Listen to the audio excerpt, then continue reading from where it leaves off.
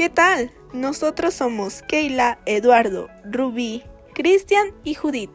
Les damos la bienvenida al video de hoy en el que les presentaremos un proyecto sobre los subgéneros textuales y sus características, con el propósito de generar un conocimiento amplio, general y funcional sobre el tema a nuestro público. Para comenzar, los géneros textuales son un conjunto de textos orales o escritos encargados de responder a las situaciones concretas de comunicación. El primero de ellos es el texto narrativo. Este hace referencia a un relato sobre los acontecimientos desarrollados en un lugar y tiempo determinados que viven diversos personajes, ya sean reales o literarios. Está caracterizado por los elementos de los que se compone, como el narrador, quien es el encargado de contar los hechos. Este puede ser en tercera persona, del tipo omnisciente, observador o testigo. También en primera persona, como un protagonista.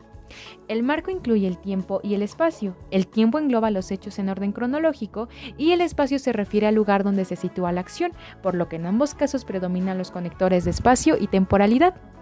Los personajes son los participantes que acometen las acciones en la narración y, finalmente, la trama es el conjunto de hechos que engloban el relato. Se estructura de la siguiente manera: con introducción, con nudo y desenlace. Es importante destacar que en este estilo predominan los verbos en pasado, la sintaxis compleja y los recursos dícticos tales como adverbios y pronombres. La función de este tipo de texto en la literatura es la de contar una historia, como en el caso de las fábulas y las novelas. Del lado de la no literatura pretende informar sobre algún hecho, por ejemplo, en las noticias o los reportajes, y en la cotidianeidad produce los intercambios comunicativos de las conversaciones diarias que sostenemos. Un ejemplo cotidiano es cuando estamos comiendo en familia y decidimos contar nuestra jornada académica, como: hoy en la escuela la profesora no paraba de hablar acerca de Benito Juárez. En el campo de la comunicación, un ejemplo es el momento en el que el emisor, apelando a su función emotiva, narra la historia de su vida por medio de una autobiografía. En segundo lugar, hablaremos del texto descriptivo. Es un discurso escrito cuya finalidad es retratar algún objeto, persona, animal, acontecimiento o emoción. Sus características son las siguientes: predominan las oraciones de tipo enunciativo o atributivo. Abundan los sintagmas nominales, adjetivos y aposiciones. Son comunes las metáforas, enumeraciones y comparaciones. Tienden a la imparcialidad y son variados. Desempeña la función de mostrarle al lector cuáles son las características de los objetos y personajes que conforman la narración. Una situación que sirve como ejemplo cotidiano es cuando no encontramos a nuestro gato y entonces salimos a preguntarle a nuestra vecina y decimos algo como: tiene el cuerpo negro y con el pecho y las patas blancas, responde al nombre de Napoleón. Un ejemplo en la comunicación es que para reportar la noticia de algún accidente es necesario especificar y describir detalladamente los pormenores de lo que sucedió, la hora, lugar, implicados, entre otras cosas, porque eso ayuda al espectador a situarse en el contexto adecuado. Además, incita a la reflexión de lo que acontece. Pasemos ahora a los textos expositivos. Estos nos presentan un tema específico en una estructura preestablecida, compuesta de introducción, desarrollo y conclusión, siguiendo una progresión lógica entre las ideas desarrolladas.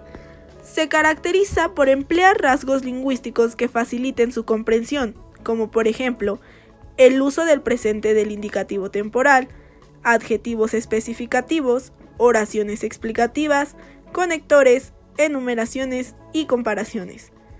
Los textos de carácter expositivo suelen ser abordados desde una perspectiva objetiva y hacen uso de la tercera persona. Por su parte, la función que cumplen es la de brindar información y realizar aclaraciones de datos para que el mensaje se transmita de una forma detallada. En los textos expositivos encontramos dos tipos: el divulgativo y el especializado.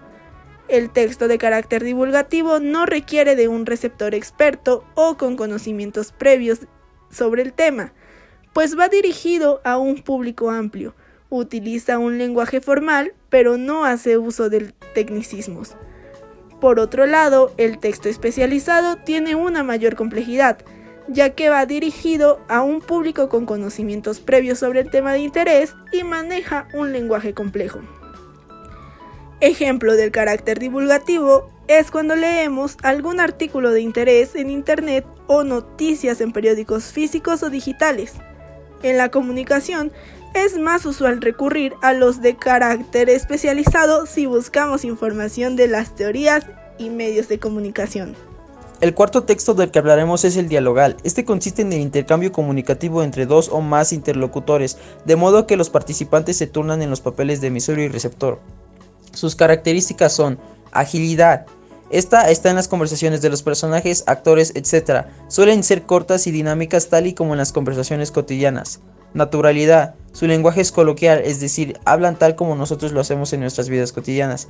Algunas personas pueden expresarse infantil o vulgarmente, donde reconocemos qué tipo de personaje es cada quien. Los vocativos, estas son utilizadas para llamar la atención de alguien, como son las preguntas ¿me entendiste? ¿Sí me escuchaste? O la exclamación ¿oye tú? Muletillas, que es cuando una palabra se repite dos o más veces, por ejemplo, ¿eh? No, claro que no. Las interjecciones y exclamaciones. Estos para poder resaltar las emociones de cada persona y logran transmitir eficazmente lo que quiere dar a entender. Tienen la función de lograr que dos o más personas se turnen como emisor y receptor. Además, el texto se encarga de darle un ritmo fluido a la intervención de los personajes y así se ahorran largos viajes de texto. También transmite información a través de los diálogos en vez de contarlo a modo de texto. Y, por último, sirve para reconocer cómo es el carácter del personaje. Encontramos un ejemplo cotidiano, que es cuando se hace la compra de un producto, porque surge un diálogo entre el cliente y el vendedor para hablar sobre lo que se adquirirá. Asimismo, un ejemplo en la comunicación son los programas de radio que precisan de un guión para estructurar su información. El último texto del que hablaremos es el argumentativo, que expresa las opiniones, las ideas y la postura que tiene un individuo, mismas que sirven para persuadir al público al que se dirige. Se caracteriza por sostener una idea o demostrar que otra es falsa, exponer información confiable y construir una argumentación con base en su información. Su función es persuadir al destinatario sobre la veracidad o falsedad de un punto de vista. En pocas palabras, demostrar una idea y refutar la contraria.